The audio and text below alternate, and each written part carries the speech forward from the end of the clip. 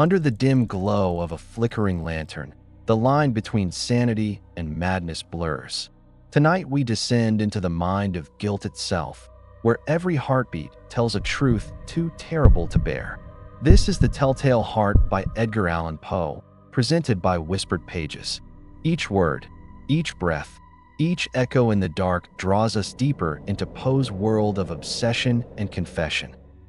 Before we begin, if you love cinematic audiobooks of classic Gothic tales, subscribe to Whispered Pages and like this video to help these stories reach more listeners across the dark and dreaming world.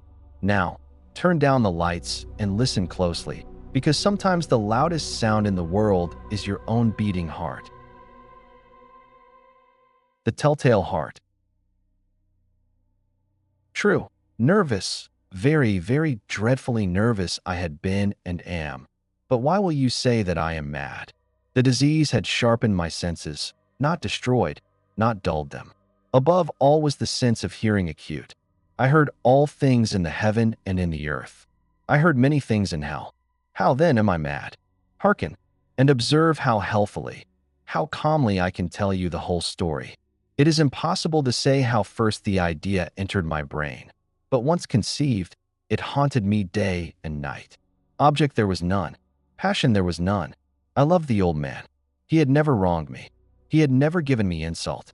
For his gold I had no desire. I think it was his eye? Yes, it was this. He had the eye of a vulture, a pale blue eye, with a film over it.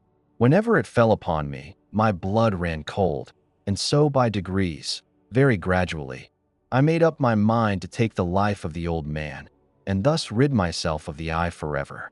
Now this is the point. You fancy me mad. Madmen know nothing. But you should have seen me. You should have seen how wisely I proceeded, with what caution, with what foresight, with what dissimulation I went to work. I was never kinder to the old man than during the whole week before I killed him. And every night, about midnight, I turned the latch of his door and opened it. Oh, so gently. And then, when I had made an opening sufficient for my head, I put in a dark lantern, all closed, that no light shone out, and then I thrust in my head. Oh, you would have laughed to see how cunningly I thrust it in. I moved it slowly, very, very slowly, so that I might not disturb the old man's sleep. It took me an hour to place my whole head within the opening so far that I could see him as he lay upon his bed. Would a madman have been so wise as this? And then, when my head was well in the room, I undid the lantern cautiously. Oh, so cautiously, for the hinges creaked. I undid it just so much that a single thin ray fell upon the vulture eye. And this I did for 7 long nights, every night just at midnight. But I found the eye always closed, and so it was impossible to do the work, for it was not the old man who vexed me, but his evil eye. And every morning, when the day broke, I went boldly into the chamber and spoke courageously to him, calling him by name in a hearty tone and inquiring how he has passed the night. So you see, he would have been a very profound old man, indeed, to suspect that every night, just at 12, I looked in upon him while he slept. Upon the 8th night, I was more than usually cautious in opening the door. A watch's minute hand moves more quickly than did mine. Never before that night had I felt the extent of my own powers, of my sagacity. I could scarcely contain my feelings of triumph. To think that there I was, opening the door, little by little, and he not even to dream of my secret deeds or thoughts. I fairly chuckled at the idea, and perhaps he heard me, for he moved on the bed suddenly, as if startled. Now you may think that I drew back, but no. His room was as black as pitch with the thick darkness, for the shutters were close fastened, through fear of robbers. And so I knew that he could not see the opening of the door, and I kept pushing it on steadily. I had my head in, and was about to open the lantern, when my thumb slipped upon the tin fastening, and the old man sprang up in bed, crying out, "Who's there?" I kept quite still and said nothing. For a whole hour I did not move a muscle, and in the meantime I did not hear him lie down. He was still sitting up in the bed listening, just as I have done, night after night, hearkening to the death watches in the wall. Presently I heard a slight groan, and I knew it was the groan of mortal terror. It was not a groan of pain or of grief. Oh no.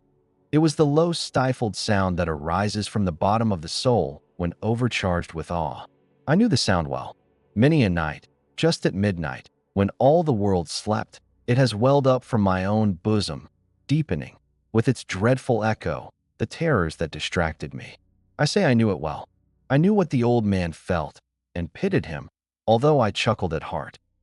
I knew that he had been lying awake ever since the first slight noise, when he had turned in the bed. His fears had been ever since growing upon him. He had been trying to fancy them causeless, but could not. He had been saying to himself, "It is nothing but the wind in the chimney. It is only a mouse crossing the floor," or "It is merely a cricket which has made a single chirp." Yes, he had been trying to comfort himself with these suppositions, but he had found all in vain. All in vain, because death, in approaching him, had stalked with his black shadow before him and enveloped the victim. And it was the mournful influence of the unperceived shadow that caused him to feel, although he neither saw nor heard, to feel the presence of my head within the room. When I had waited a long time, very patiently, without hearing him lie down, I resolved to open a very, very little crevice in the lantern. So I opened it. You cannot imagine how stealthily, until, at length, a simple dim ray, like the thread of the spider, shot from out the crevice and fell full upon the vulture eye. It was open, wide, wide open, and I grew furious as I gazed upon it. I saw it with perfect distinctness, all a dull blue, with a hideous veil over it that chilled the very marrow in my bones. But I could see nothing else of the old man's face or person, for I had directed the ray as if by instinct, precisely upon the damned spot. And have I not told you that what you mistake for madness is but over-acuteness of the sense? Now, I say, there came to my ears a low, dull, quick sound, such as a watch makes when enveloped in cotton. I knew that sound well, too. It was the beating of the old man's heart. It increased my fury, as the beating of a drum stimulates the soldier into courage. But even yet I refrained and kept still. I scarcely breathed. I held the lantern motionless. I tried how steadily I could maintain the ray upon the eye. Meantime, the hellish tattoo of the heart increased. It grew quicker and quicker, and louder every instant. The old man's terror must have been extreme. It grew louder, I say, louder every moment. Do you mark me well? I have told you that I am nervous, so I am. And now at the dead hour of the night, amid the dreadful silence of that old house, so strange a noise as this excited me to uncontrollable terror. Yet, for some minutes longer I refrained and stood still.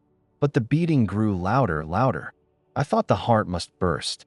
And now a new anxiety seized me. The sound would be heard by a neighbor. The old man's hour had come.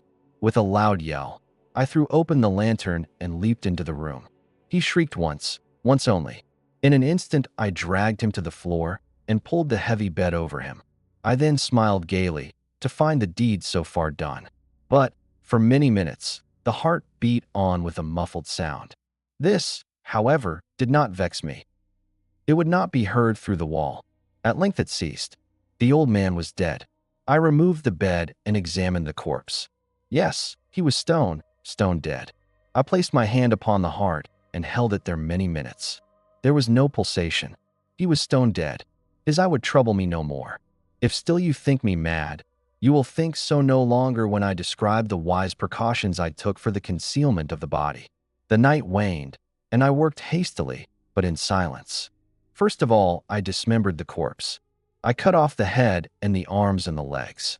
I then took up 3 planks from the flooring of the chamber and deposited all between the scantlings. I then replaced the boards so cleverly, so cunningly, that no human eye, not even his, could have detected anything wrong. There was nothing to wash out, no stain of any kind, no blood spot whatever. I had been too wary for that. A tub had caught all, When I had made an end of these labors, it was 4 o'clock, still dark as midnight. As the bell sounded the hour, there came a knocking at the street door. I went down to open it with a light heart. For what had I now to fear? There entered 3 men, who introduced themselves, with perfect suavity, as officers of the police. A shriek had been heard by a neighbor during the night. Suspicion of foul play had been aroused. Information had been lodged at the police office, and they, the officers, had been deputed to search the premises. I smiled. For what had I to fear? I bade the gentleman welcome. The shriek, I said, was my own in a dream. The old man, I mentioned, was absent in the country. I took my visitors all over the house.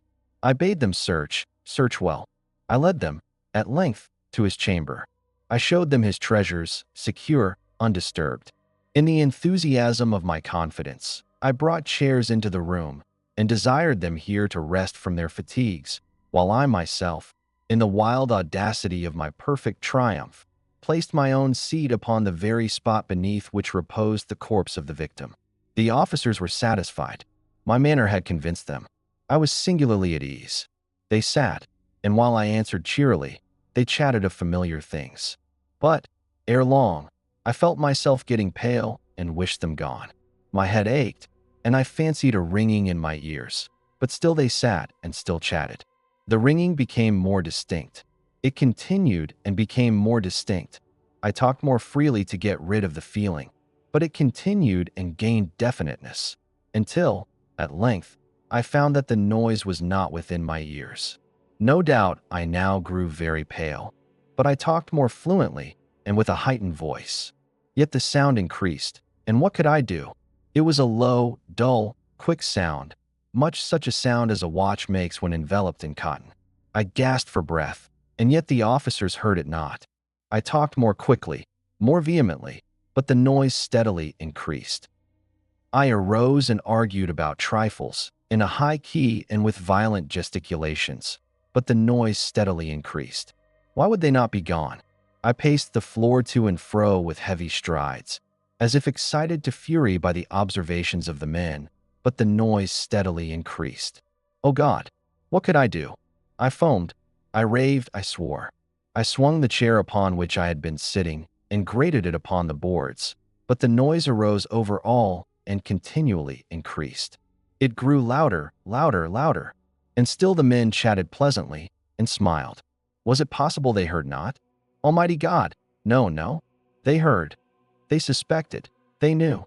They were making a mockery of my horror. This I thought, and this I think. But anything was better than this agony. Anything was more tolerable than this derision.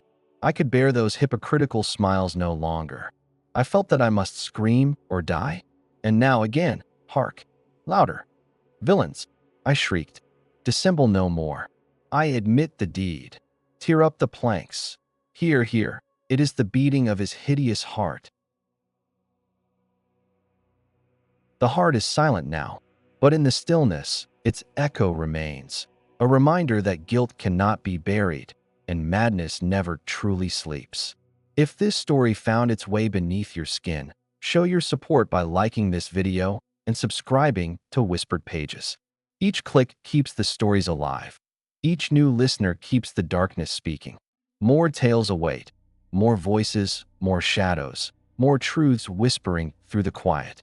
Until then, listen closely, and remember, sometimes the loudest confessions are the ones never spoken aloud.